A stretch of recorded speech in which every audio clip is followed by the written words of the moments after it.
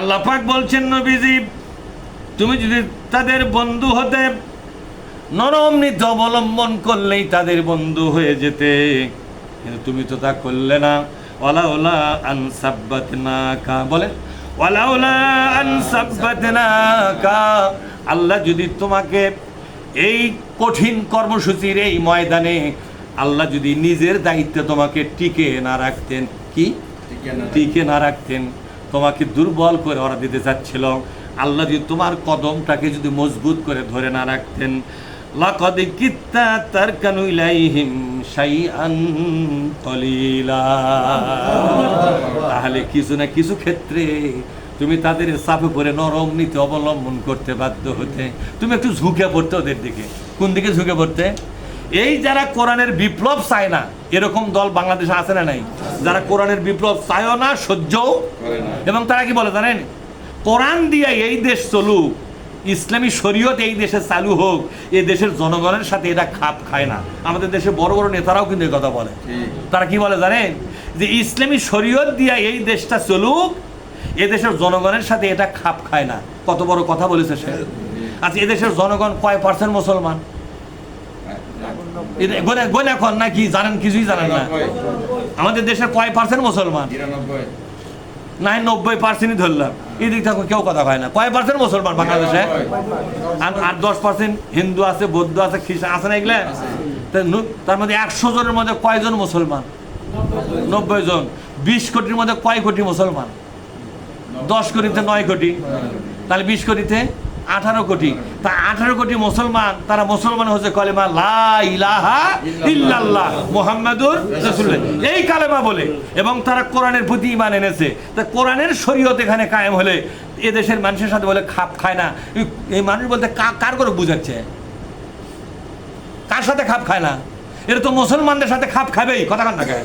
তো মুসলমান তো এই কোরআনের প্রতি ঈমানই আনিছে, তা খাপ খাবে না খায়? আমি কি কথা বুঝাবার পাইলাম?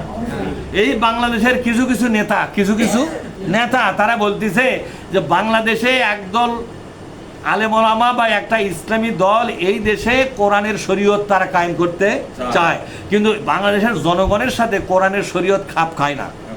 তাহলে এই কথার দ্বারা ওই কয় পার্সেন্ট লোকের উপর কথা বললে এটা? এই 18 কোটি মুসলমানের সাথে কোরআনের শরীয়ত খাপ খাবে না? আপনার কোনো কিছুই কথা কন না, কি ব্যাপার? খাপ খাবে না? খাবে না মানে 18 কোটি মুসলমানের সাথে কোরআনের শরীয়ত মানানসই লয়? মানানসই তো এই নেতা যে করে যে মানানসই লয়, উনি যে হলো মানানসই লয়, সে নেতা কিন্তু মুসলমান। সে নেতা কি?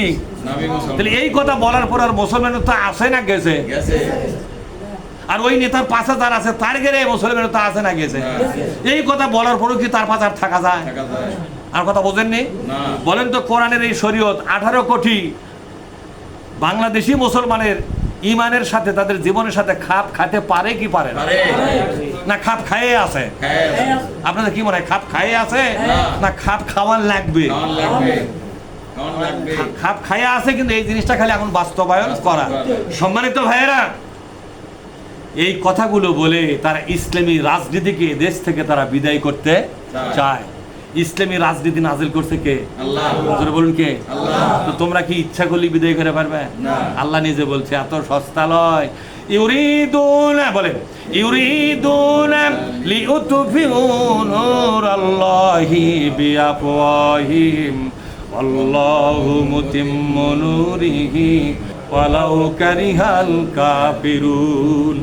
কে বলছেন? আল্লাহ। আল্লাহ পাক বলছেন, আমার এই নূর, আমার এই জীবন ব্যবস্থা, আলোকিত ব্যবস্থা, আল্লাহর কোরআনটা কি ব্যবস্থা? আলোকিত ব্যবস্থা। গোটা মানব জাতি অন্ধকারে পড়ে মরতেছে। কোথায় পড়ে মরতেছে? অন্ধকার কোনটা বলেন তো? রাতের অন্ধকার? সেই রাত দিনের কথা আল্লাহ বলেন। কিতাবুন আনজালনাহু ইলাইকা, সূরা ইব্রাহিমের মধ্যে আসছে। কোন সূরা? এই কোন সূরা? সূরা ইব্রাহিম। ইব্রাহিম নবীর নামে একটা সূরা আছে, জানো এটা? এটা কোরআনের 14 নম্বর সূরা। কয় নম্বর সূরা? আর ইউসুফ নবীর নামে একটা সূরা আছে, 12 নম্বর সূরা ইউসুফ। বুঝেন না আমার কথা?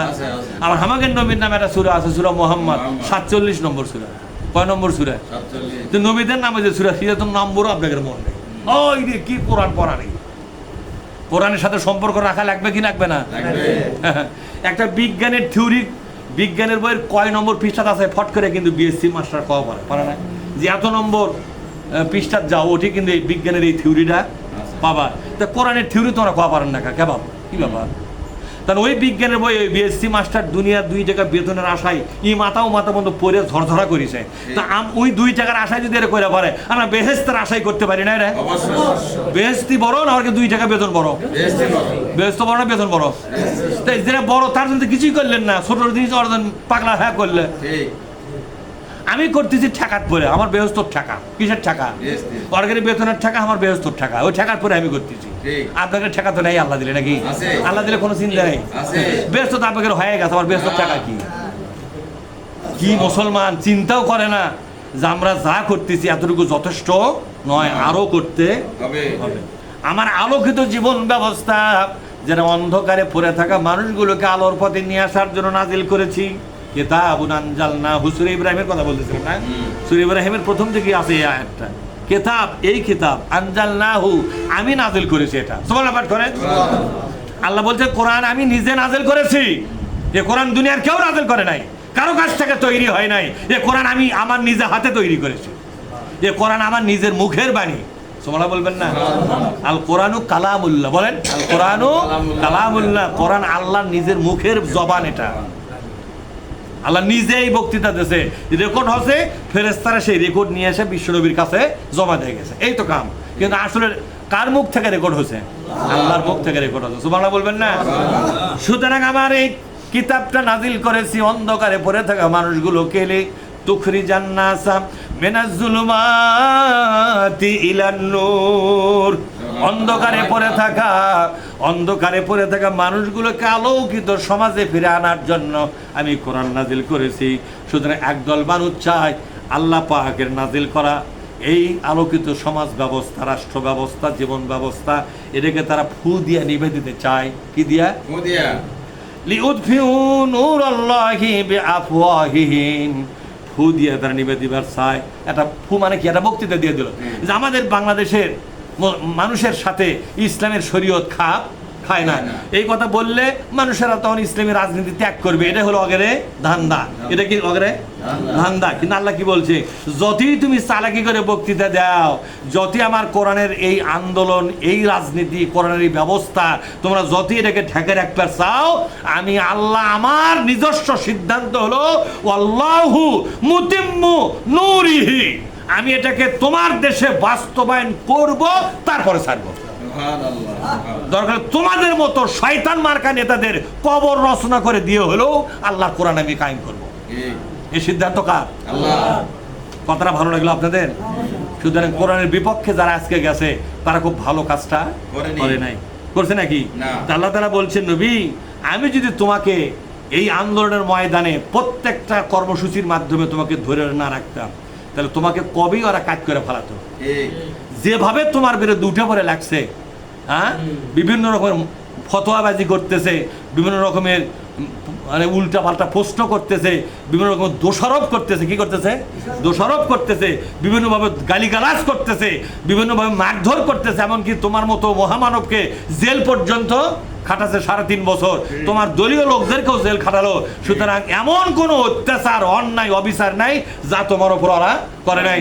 আমি যদি তোমাকে খালি ইমানের পথে শক্ত হাতে ধরে না রাখতাম, ওরা তোমাকে অনেক আগেই কাট করে ফেলে তোমার হাতে নরম নরম কথা প্রচার করার দায়িত্ব দিলে। যদি তুমি এগুলো কথা কও আর কোনো অসুবিধা হবে না।